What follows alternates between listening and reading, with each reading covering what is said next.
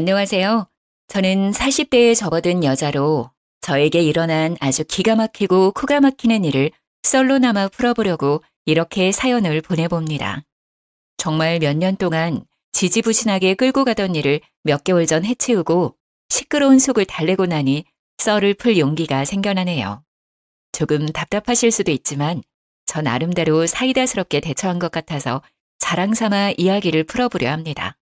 재미나게 들어주시고 추천도 눌러주시면 감사하겠습니다. 저는 남편과 연애할 때부터 남편의 호르몬이 때문에 아주 고민이 많았습니다. 보통 고부간의 갈등은 남편의 중재가 참 중요하다고 하잖아요. 근데 저희는 연애할 시절부터 삐걱거림이 참 많았어요.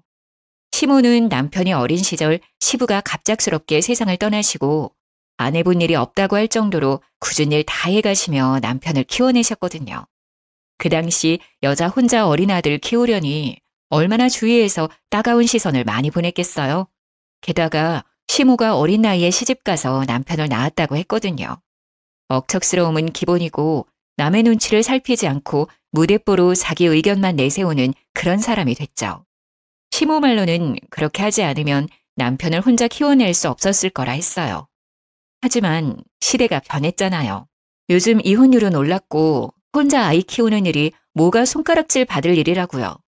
시대가 변한 만큼 시모도 마음가짐을 달리 먹어야 하는데 옛날 그 시절 그때에 머물러 있으니 충돌이 일어날 수밖에요. 시모는 제가 남편과 연애할 때부터 남편을 쥐락펴락하지 못해 안달난 사람처럼 굴었습니다.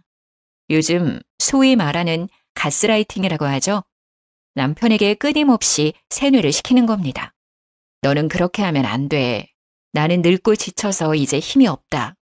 우리 아들은 그런 짓 안 하는 예의 바른 사람이야. 그 세 마디로 남편의 모든 행동을 본인의 입맛에 맞춰버리는 사람이었습니다. 연애할 때는 몰랐냐고요? 완전히 모르지는 않았죠. 대충은 알고 있었는데 다들 그런 착각 하잖아요. 나라면 저 사람을 충분히 바꿔놓을 수 있다. 서로 사랑하니까 서로 맞추면서 살아갈 수 있다. 우리는 다르다. 뭐 그런 착각이요. 저도 당연히 남편과 살부대 끼며 살면 맞춰갈 수 있을 거라고 장담했습니다. 결혼하고 나서는 시모랑 사는 게 아니라 저랑 사는 거니까 남편에게 의지를 불어넣을 수 있을 거라고 생각했어요. 남편과 연애하던 시절 답답한 일들이 차고 넘쳤지만 버텼습니다. 간단하게 예를 들면 저랑 남편이 데이트를 하고 있으면 전화가 와서는 아주 요란법석을 떨면서 시모가 본인 발을 다쳤다고 그래서 병원이라고 저희가 놀래서 병원으로 달려가면 그냥 발에 조금 생채기 난 정도로 인대가 늘어난 것 같다느니 깁스를 해달라고 고래고래 소리를 지르고 그러셨어요. 응급실에서도 몇 번 퇴짜를 맞고 동네 병원에서도 이건 그냥 소독만 하셔도 된다. 병원 올 일이 아니다 해도 아파 죽겠다고 난리를 치셨죠. 주말에 데이트를 하려고 약속을 잡고 있으면 슬그머니 남편에게 나도 같이 가고 싶다. 밖에 나가고 싶다. 나도 맛있는 거 먹을 줄 아는데 이러면서 남편한테 자꾸 같이 가면 안 되냐고. 어차피 결혼하면 자주 볼 건데 좀 껴달라고 불편하게 그러셨어요. 또 우리 효자 남편은 한두 번 거절하고 나니까 세 번 거절은 마음에 걸렸는지 저한테 양해 좀 해달라고 하고 한창 불타오를 시기에도 세 번에 한 번꼴로 시모랑 같이 데이트를 하러 다녔다니까요. 거기다가 저희 부부가 영화 보는 걸 참 좋아하는데 특히나 액션 영화를 정말 좋아해요. 좋아하는 영화 제작사에서 신작이 나오면 무조건 가운데 자리에 미리 티켓팅을 해서 보러 갈 정도로 좋아하는데 그거 보러 가려고 하면 본인도 껴달라고 하고 제가 오죽하면 해외 영화라 자막도 읽어야 하고 엄청 어지럽고 시끄러우실 텐데 괜찮으시겠냐고 돌려서 말할 정도였어요. 그래도 좋다고 굳이 따라와서는 영화 끝나고 멀미가 나서 죽겠니? 자막이 너무 빨라서 내용을 모르겠네 하시면서 집에 가자고 남편만 쏠랑 데리고 집으로 가버리시고 그랬습니다. 참 이렇게 글로 쓰니까 연애할 때부터 답이 없었는데 전 왜 결혼까지 했을까요? 그때만 해도 아직 결혼하기 전이니까 라고 스스로를 가스라이팅 했던 것 같네요. 남편도 생각해보면 엄청난 마마보이였는데 그 당시에는 콩깍지가 씌어 있었는지 그게 다 시모 탓이라고만 생각했던 거죠. 손뼉도 마주쳐야 소리가 나는 법인데 제가 몰라도 너무 몰랐죠. 감쪽같이 속아 넘어가 결혼을 코앞에 두고 있을 때 정신이 번쩍 들어 남편에게 절대 합가는 없을 거라고 못 박았습니다. 남편도 당연히 합가 생각은 안 했다며 저의 의견에 동의를 해주었어요. 그런데 시모의 입장은 조금 애매했습니다. 합가를 하지 않을 거면 시댁 근처에 살았으면 좋겠다고 이야기를 했고 신혼집 위치를 시댁 근처로 잡으라고 종용했어요. 칼같이 거절했으면 좋았을 텐데. 애매한 것이 시댁이 딱 남편과 제 직장 가운데쯤에 위치하고 있었거든요. 교통편도 좋은 편이었고요. 어차피 합가는 없을 거라고 못 박아뒀으니 한 수 접어서 시댁 근처에 신혼집을 얻는 것도 나쁘지 않겠다 싶어서 그렇게 하겠다고 했습니다. 그러자 시모가 기분이 좋았는지 통 크게 신혼집 얻을 때 보태라며 3억을 주시는 거예요. 결혼해서 가족이 된다고 하니 저를 좀 이뻐해 주시는 건가 싶어서 감사하게 받았습니다. 그걸 받았으면 안 되는 건데. 항상 후회는 뒤늦게 하는 법이죠. 완전 제 착각에 빠져서 시모가 저를 위해 3억을 내어준 거라 생각했던 거죠. 양가의 축복 아래 꿈에 그리던 결혼식을 하고 신혼여행을 다녀오고 그때까지만 해도 행복에 겨워 잠을 못 이룰 정도였습니다. 남편과 단둘이 채워가는 신혼집이 너무너무 마음에 들었어요. 맞벌이로 지친 와중에도 서로를 챙기고 밥상을 같이 나누는 게 또 소소한 행복이더라고요. 그런데 6개월쯤 지나서부터 그 행복에 조금씩 금이 가기 시작했습니다. 남편은 결혼 전부터 이직을 하고 싶어 했어요. 그 당시에 다니던 회사가 일은 많은데 연봉이 적었고 연봉 협상 테이블 상황도 여의치 않았거든요. 영업부라 허구한 날 술을 먹어야 했는데 이렇게 술독에 빠져 살 거면 차라리 돈이라도 많이 주는데 가고 싶다고 했습니다. 근데 기회가 찾아온 거예요. 연봉이 1.7배나 높은 회사에서 스카우트 제의가 왔고 남편은 뒤도 돌아보지 않고 이직을 했습니다. 결혼도 했고 아파트 대출금도 갚아야 하고 이세를 생각하면 바짝 벌어야 했으니까요. 다른 신혼부부들도 아마 같은 생각을 했을 거예요. 연봉만 1.7배 높은 게 아니라 술을 먹어야 하는 빈도수도 1.7배 늘어난 건 어쩔 수 없는 수순이었고요. 남편이 술을 꽤 하는 사람임에도 불구하고 점점 만취되어 집에 들어오는 거예요. 처음에는 그래도 술 먹고 들어와서 대화가 좀 되긴 했었는데 시간이 지날수록 집도 못 찾아오고 현관 앞에서 잠들지를 않나 술을 하도 마시니까 위장에도 탈이 나고 현관 복도며 집 거실이며 토사물을 뱉어놓기도 했어요. 저는 그걸 채우면서 스트레스를 받기 시작했죠. 겨우 결혼한 지 6개월 지났을 뿐인데 남편이 허구한 날 술에 취해 들어온다고 생각해보세요. 자다가도 벌떡 일어나 토하러 가고 다음날 아무 기억도 못하고 저한테 집에 어떻게 왔어? 하고 되묻는 놈이라면 같이 살고 싶으시겠어요? 그래서 제가 친정 부모님께는 차마 말 못할 것 같고 시모를 붙잡고 여러 번 하소연을 했습니다. 남편이 술을 먹고 들어오니까 부부관계도 없고 이래서는 애를 언제 가질 수 있을까 싶어서 말이죠. 그랬더니 시모가 남편 편을 막 들면서 애는 천천히 가져도 상관없지 않냐고 그러시더라고요. 그래도 나이가 나이인지라 하루라도 빨리 애를 낳고 키워야 노후 준비도 빨리 할 수 있지 않냐고 반문했더니 저한테 뭐라는 줄 아세요? 딱 이러셨어요. 근데 그 애가 안 들어서는 게 우리 아들이 술 먹어서 그런 게 맞니? 우리 아들이 건강한 체질이라 그렇게 문제가 있진 않을 건데.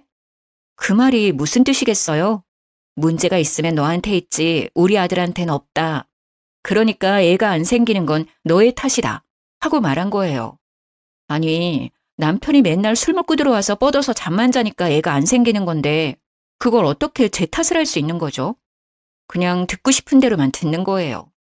타이밍이 맞아야 애가 생기든지 말든지 할 텐데 그건 쏙 빼놓고 그냥 제 몸에 문제가 있는 건 아니냐고 자기 듣고 싶은 대로 듣고 말하고 싶은 대로 하는 거예요. 그게 너무너무 열받더라고요.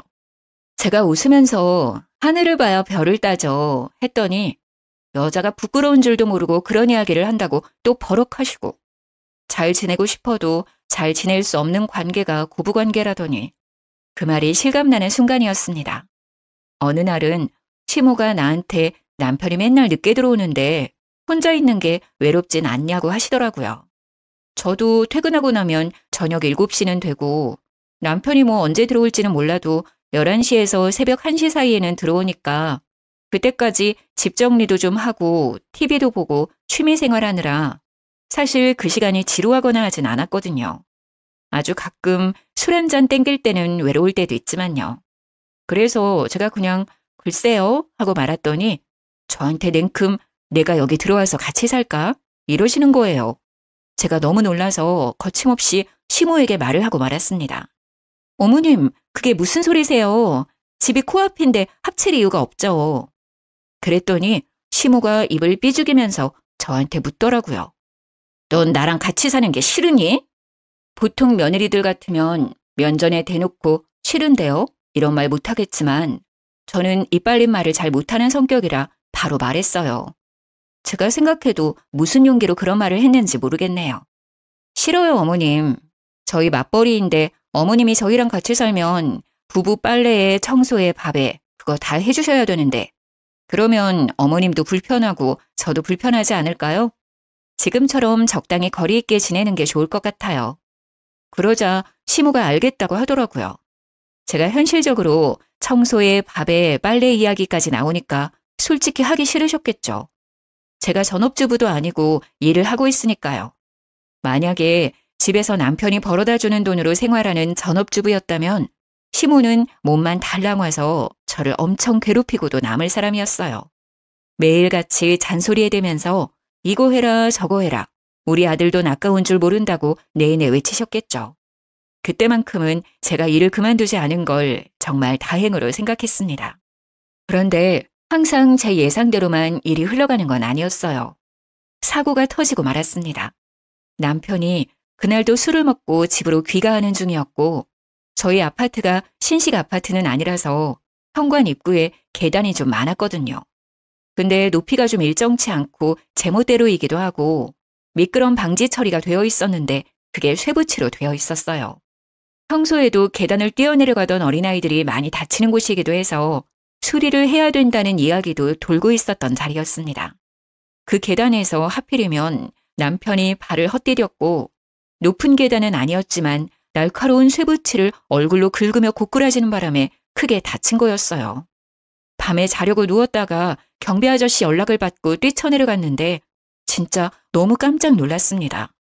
얼굴이 다 긁혀서 상처투성이었고 발을 심하게 삐었는지 발목이 돌아간 것처럼 보였어요. 놀래서 눈물도 못 흘리고 악소리만 내고 있는데 경비 아저씨가 구급차를 불러주셔서 병원으로 급하게 이송이 되었습니다. 얼굴은 완전히 다 긁혔지, 발에는 깁스를 했지, 피멍도 막 올라오지, 치아도 흔들린다고 하더라고요. 거기다가 속의 뼈가 어찌 다쳤는지, 머리는 안 다쳤는지 정밀 검사를 해봐야 한다는 의사 말에 너무 놀랬습니다. 뇌파 검사를 위해서 빈속으로 진행되어야 하니 금식하라는 안내를 받고 입원 병동에 들어갔어요.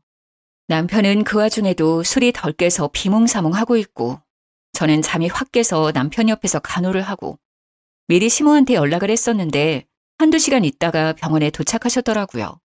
그러면서 우리 아들 술 먹고 속이 얼마나 아프겠냐면서 글쎄 흰죽을 쏘아다가 오신 거예요. 보온병을 열어서 흰죽을 꺼내 남편 입에 들이미는데 의사가 금식을 해야 된다고 했잖아요. 너무 놀래서 시모 손을 탁 쳐냈더니 도끼 눈을 뜨면서 저를 째려보시더라고요. 어머님, 이 금식해야 된대요. 검사가 밀려있어서 잠시 병실에 온 거예요. 요즘은 밥 다 먹고도 검사 가능하다더라. 우리 아들 속이 얼마나 허하겠니? 그러면서 제 말은 모조리 무시하고 숟가락으로 떠서 입에 들이미는데 의사가 금식하라고 했는데 도대체 왜 말은 안 듣는 건지 만약 한 입이라도 먹었다가 검사 늦춰지면 그건 또 누구 보고 감당하라고 저렇게 대책 없이 구는지 모르겠더라고요. 그래서 별 수 있나요? 간호사 호출 버튼 계속 눌렀죠.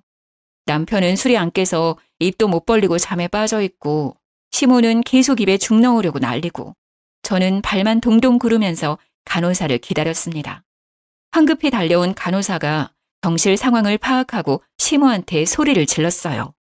환자분 금식이에요. 금식 안 하시면 음식물 역류해서 기도가 막힐 수도 있어요. 기도가 막히면 숨을 못 쉬고 그러면 정말 큰일 나요. 죽 얼른 치우세요. 그제서야 시모가 아유 그런 줄 몰랐다면서 보온병에 싸온 죽을 치우더라고요. 제가 분명 의사가 금식하라 했다고 말을 했는데 모른 척하고 그러니까 너무 짜증났습니다. 제 말은 무시하고 간호사가 와서 이야기하자 그제서야 듣는 그 꼬라지가요. 남편은 모든 검사를 마치고 이상 없다는 판정을 받았습니다. 단지 발목이 돌아가서 6주 정도 깁스를 해야 된다는 이야기를 들었고 얼굴에 난 상처를 소독만 잘해주면 된다고 했어요. 치아가 조금 걱정이긴 했는데 넘어지면서 잇몸을 다친 것 같다고 치아 자체는 괜찮으니 냅두면 아물 거라고 하더군요. 그 이야기를 들으니까 그제서야 안심이 되고 저는 출근을 해야 되니까 집으로 갔는데 시모는 꿋꿋하게 남편 수발을 들겠다고 하더라고요. 저한테는 어찌 보면 차라리 잘된 일이라 시모한테 남편을 좀 돌봐달라고 부탁드렸어요. 평일에는 시모가 병수발을 해주고 주말에는 제가 하기로 약속을 했습니다.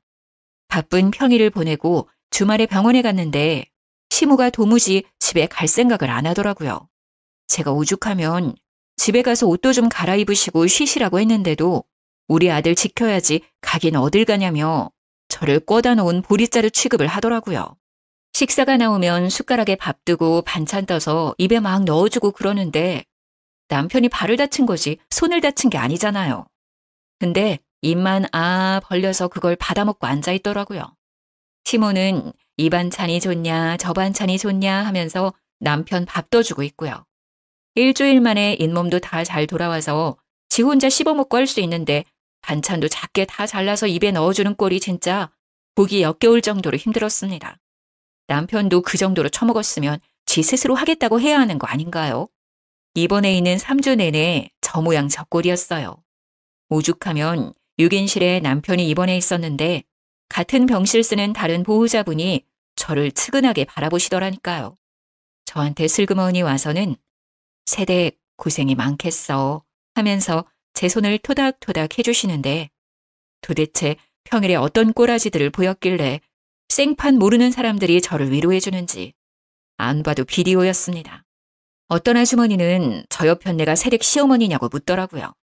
그래서 맞다고 고개를 끄덕이니 저한테 그때부터 따발총처럼 와다다 쏘아대시는 거예요. 내용인즉슨 6인실 병원에 TV가 가운데에 딱 한 대 있었는데 거기에 보통 정형외과 수술하러 오신 분들이 계신 방이라 장기적으로 누워있는 분들이 많으셨나 봐요. 그래서 병실 내에 계신 보호자들끼리 암묵적인 규칙을 두고 TV를 보셨대요. 일일 드라마, 주말 드라마 같은 걸 딱 하나로 통일해서 보고 계셨던 거죠. 우리 시모가 병실에 자리 잡기 전까지는 아무 문제 없이 순번 지켜가면서 잘 보셨다고 했어요. 그런데 일일 드라마 보는 시간에 시모가 갑자기 TV 리모컨을 쓱 들고 가더니 본인 보고 싶은 프로그램을 막 돌리더래요. 그래서 한 아주머니께서 우리 어디 채널에 있는 드라마 보니까 거기로 돌려달라 하셨나 봐요. 그러니까 우리 시모가 한다는 소리가 나는 그 드라마 안 보는데 왜 같이 봐야 하냐면서 자긴 다른 거 보겠다고 채널을 돌리더래요. 물론 다른 시간대에도 시모가 리모컨을 쥐고 마음대로 채널을 휙휙 돌렸다네요. 시모가 나이가 있으니까 다른 보호자분들도 놓친 애한테 싫은 소리는 못하고 속으로 끙끙 앓고만 있었던 거죠. 그러다가 한 아주머니랑 서로 이기적인 애 뭐네 하면서 싸우기까지 했다고요. 서로 눈도 안 마주치고 지낸다면서 시모가 자리 차지한 이후에 병실 분위기가 살얼음판이라고 저보고 안하 모인 시모랑 어떻게 사냐면서 고생 많다고 절 측은하게 보는데 정말 쥐구멍에 숨고 싶었습니다. 오죽하면 제가 돌아다니면서 일일이 죄송하다고 사과를 드려야만 했어요. 그렇게 한 달이 지나자 발목이 많이 붙었으니까 이제는 통원 치료를 받으면 될 것 같다며 의사 선생님이 퇴원을 하라고 얘기하셨어요. 한 달 동안의 입원 생활을 청산하고 짐을 챙겨서 집으로 돌아왔는데 남편 챙긴다고 따라온 시모가 집에 갈 생각을 안 하더라고요. 처음에는 그냥 밥이라도 먹고 가시려나 보다 하고 대수롭지 않게 생각했는데 밤 11시가 다 되어가는 시간임에도 거실에 붙박이장처럼 가만히 쓰시는 거예요. 약간 불안한 마음이 들어서 시모한테 시간이 늦었으니 이만 집에 가보시라고 했죠. 그랬더니 저한테 말을 막 쏘아붙이시더라고요.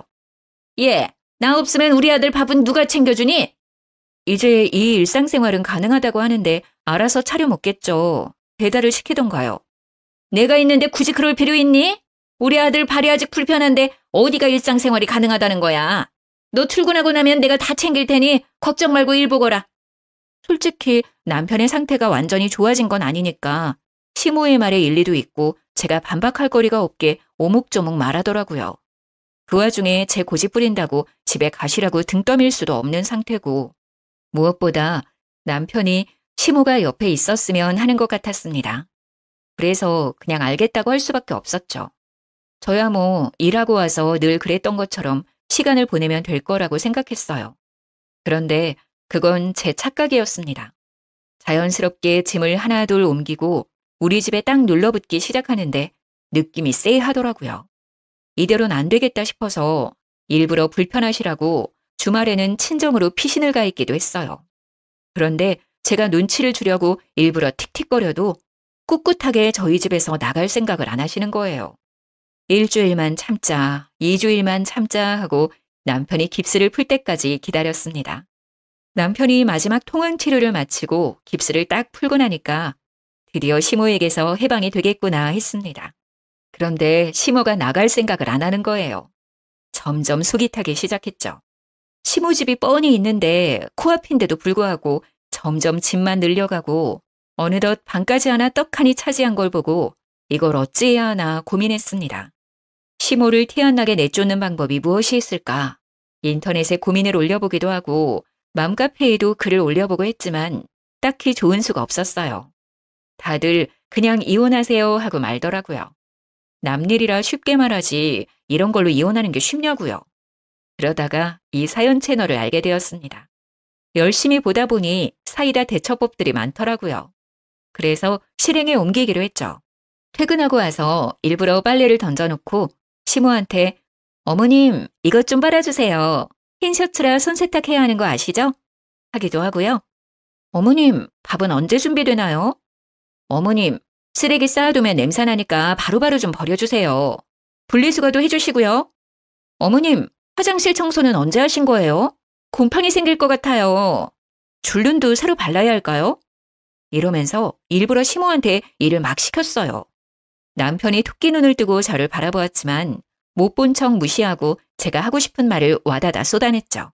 시모도 제가 이런 식으로 나올 거라고 생각을 못했는지 놀라고 당황해하면서 저한테 그걸 왜 자기가 해야 되냐고 되묻더라고요. 왜 하긴요 어머님. 저희 둘 다 맞벌이인데 이제 다시 출근하면 집안 살림을 어머님이 봐주셔야 하는 거 아니에요? 이런 거 해주시려고 집에 오신 거 아닌가요?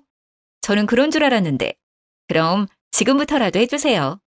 시모가 무척 당황했는데 어버버 하는 틈을 타서 쐐기를 탁 박았죠. 내일은 욕실 청소랑 베란다 정리도 좀 해주세요. 저희가 짐이 많아서 그런지 어머님 도움이 필요할 것 같아요. 전 남은 일 하고 올 테니 밥 다 되면 불러주세요. 하고 방으로 쏙 들어갔습니다. 남은 일이 있다는 것도 진짜였고 밥 차려달라는 것도 진심이었죠.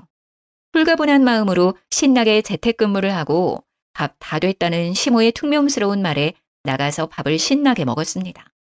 남이 차려준 밥 먹으니까 진짜 꿀맛이더라고요.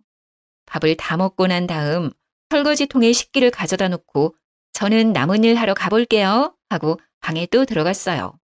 그러니까 시모가 기가 막혀 하면서 저의 뒤통수에 대고 헛기침을 하시는데 일부러 모른 척 했습니다. 결국 남편이 따라 들어와서 저한테 한 소리 하려고 하더라고요. 제가 먼저 선수 쳤죠. 분명 합가는 없다고 못 받고 결혼했다고. 어머님 나가실 때까지 이렇게 할 거니까 그런 줄 알라고 딱 잘라 이야기하니까 남편도 아무 말 못했습니다. 결혼 전에 자기가 뱉어놓은 말이 있는데 이제 와서 말 바꿀 수도 없는 일이니까요. 아직 결혼한 지 2년이 채 안 된 상황에 제가 어떤 식으로 나올지도 모르니까요. 마마보이 같은 놈이라는 걸 그때 정확히 파악했죠. 다음 날 아침에 출근하려고 하는데 시모가 저를 보면서 약간 우물쭈물 말을 하더라고요. 이제 나는 내 집으로 가련다. 우리 아들도 깁스 풀고 나니까 멀쩡해 보이고. 그러면서 짐 챙겨서 먼저 나가더라고요. 남편은 뒤통수에 대고 우리 엄마 잘 가라고 무슨 영영 생리별하는 사람 마냥 인사하고 앉았고 저는 그 꼴 보면서 또 기가 막히고요. 시무가 사라지니까 저한테 슬쩍 정말 합가 생각 없냐고 물어보대요. 그래서 죽어도 없다고 이야기했죠. 솔직히 시무가 청소해주고 빨래해주고 밥해주고 하면 고민해보겠다고 했어요. 근데 그런 거 아니고 내가 할 일이 하나라도 더 늘어나면 절대 못한다고 얘기했죠. 남편이 입을 삐죽거리면서 냉정하다 어쩐다 하는데 도대체 처음 했던 약속은 어디 가고 이제 와서 딴소리인지. 주말에 시모가 괜히 집에 놀러와서는 제 눈치 보더라고요. 남편이랑 대충 합가 이야기라도 했던 건지 뭔지. 제가 대놓고 싫다고 해버리니까 둘 다 저한테 설득의 말도 못 꺼내고 있는 것 같았어요. 자꾸 눈치만 보면서 말을 할까 말까 고민하는 것 같아 보이길래 보는 제가 답답해서 무슨 일이냐고 그냥 말씀해 보시라 했습니다. 그랬더니 그제서야 이야기를 털어놓는데 진짜 기절하는 줄 알았다니까요. 시무가 살던 집 말이에요. 그게 3룸으로 이루어진 빌라였어요. 지은 지 좀 오래된 집이긴 하지만 보수가 잘 되어 있는 집이라 큰 문제는 없었고요. 외관이 많이 낡았지만 거의 대부분 집들이 리모델링 해놔서 집안은 상당히 깔끔했거든요. 옛날 집들이 평수에 비해 방 구조가 잘 빠져 있기도 하고 신축 건물보다 방음도 잘 된 집이고요. 그 빌라가 매매가로 5억 정도 하는 집이었는데 전세가는 2억대였어요. 왜? 시무가 저희 신혼집 구할 때 보태라고 3억을 주셨다고 했었잖아요. 대충 감이 오시나요, 여러분? 네, 맞습니다. 시무의 집을 팔고 집주인한테 사정사정해서 전세로 들어와 살고 계셨던 거였어요. 집주인도 당장 이사 올 사정이 안 돼서 2년간 시무한테 전세를 두고 있었던 거죠. 5억대의 빌라를 팔아서 2억대 전세로 입주하고 3억을 저희한테 보태주고 그 전세 계약이 끝나면 은근슬쩍 합가를 하려고 남편이랑 짝짝꿍을 다 맞춰놨던 상황이었는데 제가 딱 잘라 싫다고 한 상황인 거죠. 저는 그 이야기를 듣자마자 기가 차서 시무한테 되물었습니다. 그래서 지금 전세 계약이 끝난다고요? 글쎄, 집주인이 들어와 살겠다고 나가라고 했다네. 우리 엄마가 우리 신혼집 살 때 돈 보태주셨잖아. 따지고 보면 이 집에 제일 많은 지분을 가지고 계실걸? 내가 너네 번듯하게 살았으면 해서 3억이나 보태주지 않았니? 내가 여기 지분이 있어도 한참 있는 거지. 내가 안방 써도 될 만큼은 가지고 있지 않겠어?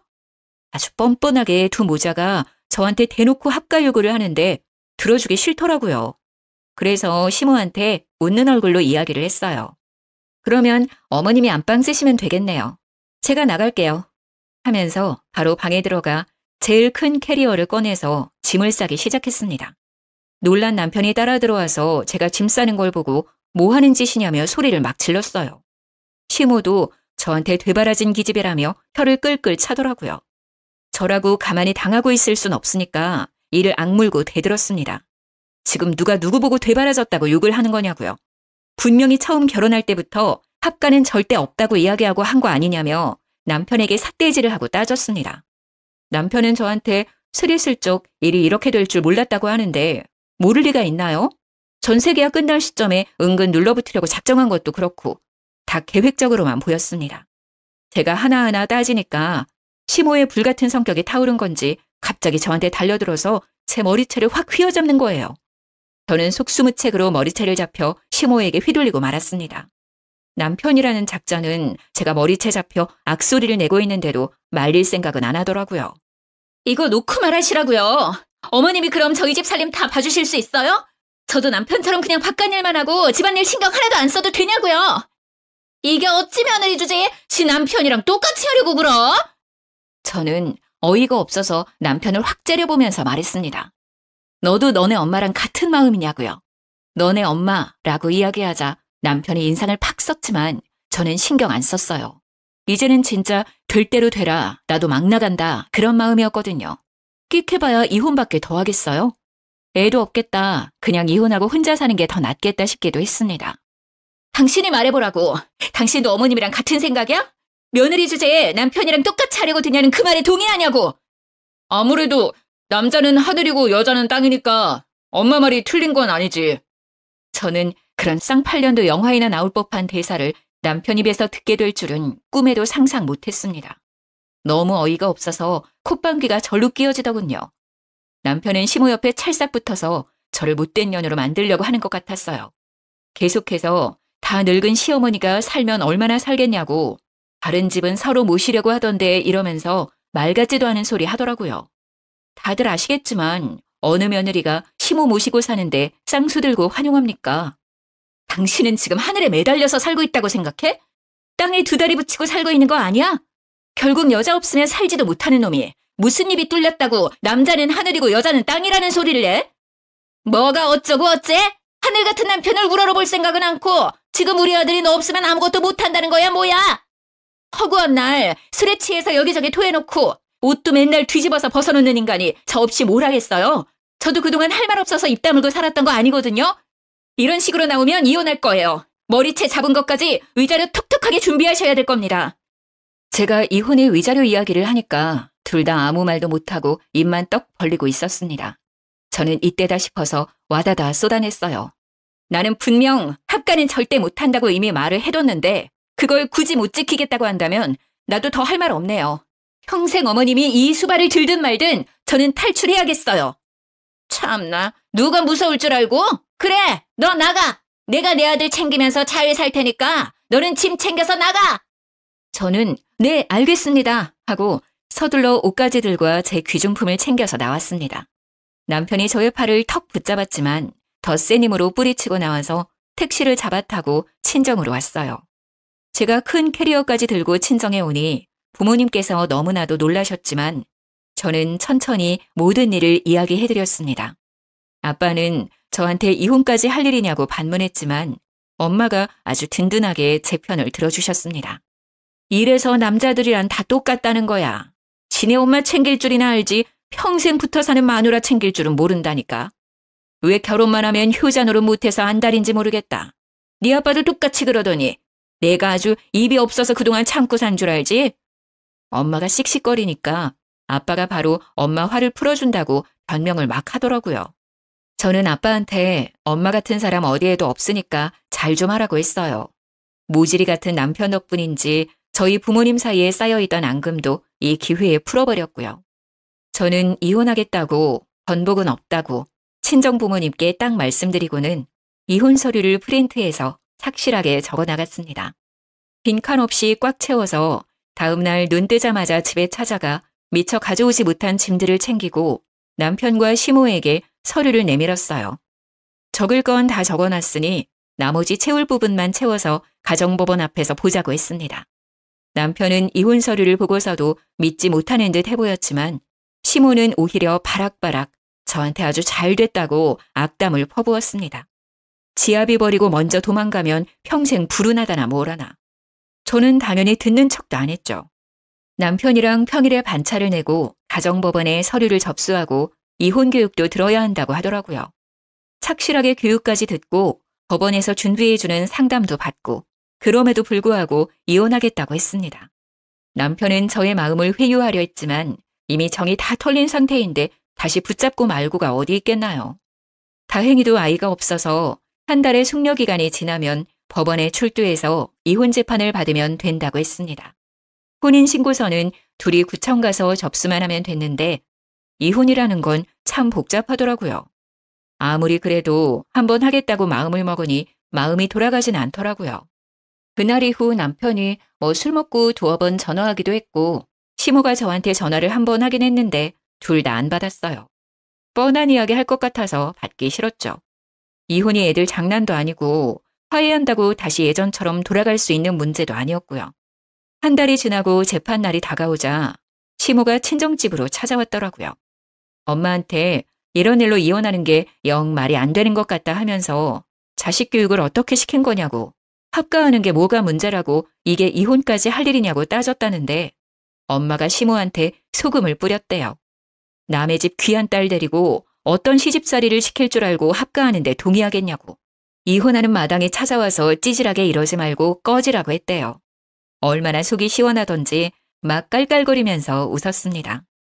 이혼 도장 찍고 나니까 시모가 저한테 구구절절 문자를 보냈더라고요. 한 달 동안 남편의 히스테리에 술주정에 아주 정신이 쏙 나갔었나 봐요. 저한테 뭐 이런 걸로 이혼을 하냐고, 노인이 살면 얼마나 살겠냐고, 셋이서 북적북적 살다 보면 갈등 같은 것도 별로 없을 거라고 문자를 했길래 쿨하게 답장해드렸습니다. 앞으로 아들이 술 처먹고 들어와서 토하는 거 잘 치우시고요. 고래고래 소리 질러서 주위 이웃들이 민원 넣는 것도 잘 해결하시면서 원만하게 사시고요. 현관 앞에서 잠드는 경우 많으니까 입 돌아가지 않게 이불 잘 덮어주시고요. 집안일 열심히 하시면서 아들 뒷바라지 잘 해보세요. 저는 저 혼자 잘 먹고 잘 살겠습니다까지 붙여서 완전히 약을 올렸더니 쉬지 않고 전화가 오더라고요. 바로 전화기 전원 꺼버렸습니다. 전 남편이 되어버린 그 사람에게도 앞으로 쓸데없이 연락하지 말고 모르는 사이로 지내자고 했고요.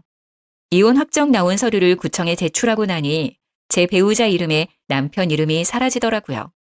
등본까지 딱 떼서 깔끔하게 확인하고 가벼운 마음으로 집으로 돌아와 축하 파티를 했습니다. 제가 만약 다른 분들의 사연을 몰랐다면 이런 사이다 대처가 가능했을까요? 집단 지성이라고들 하죠. 여럿이 힘을 합치니 제가 생각도 못한 말들이 쑥쑥 나오더라고요. 덕분에 하고 싶은 말도 다 하고 깔끔하게 이혼하고 돌아왔지요.